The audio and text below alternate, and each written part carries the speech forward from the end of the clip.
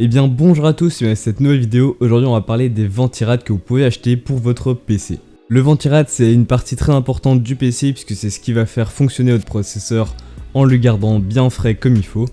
Et donc c'est important de bien le choisir. Donc aujourd'hui je vais vous faire mes recommandations de Ventirad de 20€ à 100€ pour que vous voyez un peu. Il y aura une autre vidéo sur les IO si vous préférez les water cooling. Sachez qu'en description il y a un Google Doc qui répertorie tous les Ventirad qu'on recommande avec le staff du serveur Discord que vous pouvez aussi rejoindre grâce au lien en description. Et on passe au premier Ventirad tout de suite. En fait on passe pas tout de suite au premier Ventirad puisque je vais tout simplement vous dire que si vous avez un Ryzen 3, Ryzen 5, vous n'allez pas prendre le dernier Ventirad que j'ai présenté parce qu'on va faire un ordre croissant de puissance des Ventirad pour un peu voir ce que vous pouvez acheter quand vous avez un plus petit processeur jusqu'au plus gros. Si vous avez un Ryzen 3, Ryzen 5 ou Ryzen 7, je vous conseille dans un premier temps de garder le Ventirad de base qui fera bien le taf. Vous pouvez aussi le prendre directement un meilleur refroidissement, mais il fera bien le taf. Il est un peu bruyant, mais ça va. En le gardant, vous pouvez garder un petit peu d'argent pour d'autres composants dans la config, et donc c'est une bonne idée de le garder pendant un premier temps.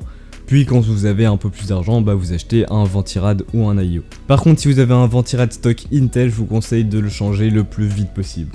Et au niveau des compatibilités, je vous laisse checker avec la taille de votre boîtier et de votre RAM l'espace qu'il y a. Maintenant on passe vraiment au premier Ventirad. Pour l'entrée de gamme, on a le Pure Rock Slim de chez BeQuiet qui est trouvable entre 20 et 25€ normalement et qui fera très bien le taf pour les petits processeurs, voire Ryzen 5 i5.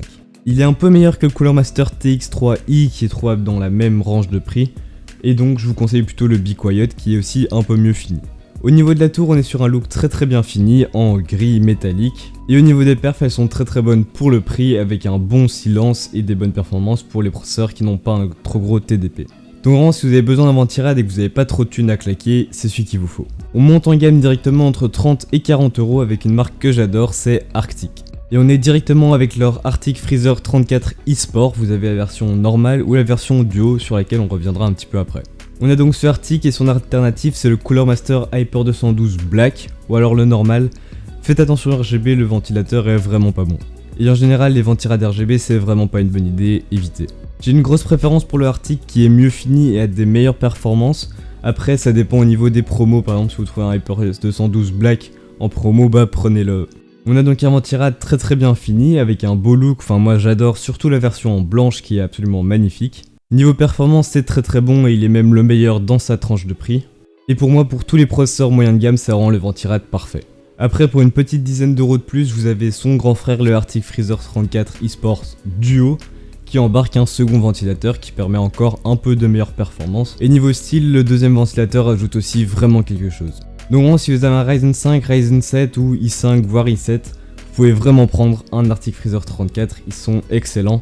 Et vous pouvez même overclocker avec, ce sera parfait. Pour 30 à 50€ c'est vraiment top, et si je devais faire un PC actuellement, je mettrais le Arctic Freezer Duo en blanc, en blanc et gris ils appellent ça. Il est vraiment très beau. En plus de ça, c'est des Ventirad très faciles à monter, vraiment Arctic font des très bons manuels et optimisent vraiment leur Ventirad ou IO pour le montage. Et il y a aussi une garantie de 10 ans, donc vous avez vraiment le temps. Un peu plus cher, dans les 60€, on a le Scythe Fuma 2. Alors Scythe c'est vraiment une marque qui n'est pas beaucoup distribuée et connue en France, mais vous pouvez quand même le trouver sur Alternet par exemple ou sur plein d'autres sites. Et ils offrent vraiment un Ventirad très intéressant avec ce Fuma 2 et aussi avec le Mugen 5 par exemple. Sur ce Fuma 2 on a donc deux ventilateurs qui montent pas très haut en RPM et c'est ça qui le pénalise dans les tests à bruit normalisé. Mais du coup ça en fait un Ventirad qui est très performant pour très peu de bruit. Donc vraiment avec vous resterez en dessous des 40 décibels normalement. Et il fera très bien son boulot. Il fait même mieux son boulot que des plus gros Ventirad comme le NHD15 dont on reparle aussi après. Donc si vous avez un peu d'argent, un processeur assez gros et que vous voulez un Ventirad qui performe bien pour faire pas trop de bruit, le Scythe Fuma 2 est vraiment fait pour vous. Et niveau look, je le trouve aussi très cool.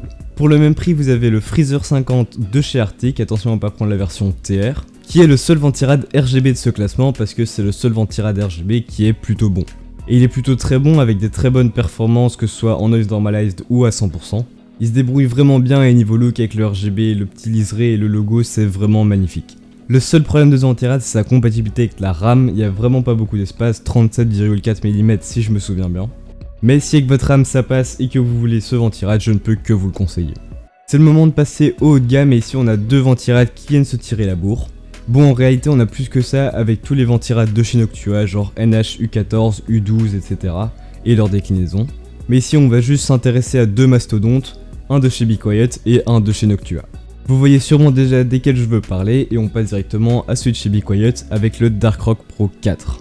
C'est un bon grand ventirad pour 80 € avec un beau look, il est bien soigné en noir avec un beau top brossé. Et niveau performance, il est très bon, un peu moins que le NHD15 dont on va parler juste après, mais il est plus silencieux. Donc à vous de voir un peu où vous situez le compromis, il est par contre très dur à installer. Mais bon, c'est faisable, juste vous n'allez pas avoir envie de l'enlever et de le remettre toutes les 2 semaines. Mais pour compenser le manque de performance par rapport au D15, il est un peu moins cher. Et un peu plus silencieux. Et donc vous l'avez compris, chez Noctua on a le NH-D15. Ici vous avez la version Chromax Black ou alors la version normale mais que je trouve assez moche. Donc pour moi je rajouterais 10 € et je prendrais le Chromax Black qui est trouvable entre 90 et 100 €.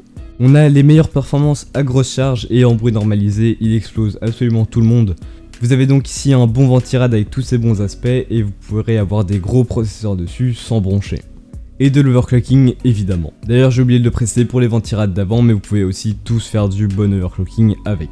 Donc voilà, c'est tout pour ce top des ventirades, j'ai essayé d'aller assez vite pour pas faire des vidéos trop longues et que vous puissiez regarder ça assez rapidement. Voilà, c'est tout pour cette vidéo, j'espère qu'elle vous a plu, je vais m'empresser de tourner mes autres recommandations sur les boîtiers, les AIO, etc. Vous pouvez me suivre sur tous mes réseaux, vous pouvez aller sur le serveur Discord, vous pouvez aller sur la spreadsheet qui est en description. C'était Rags, je vous dis à la prochaine, ciao.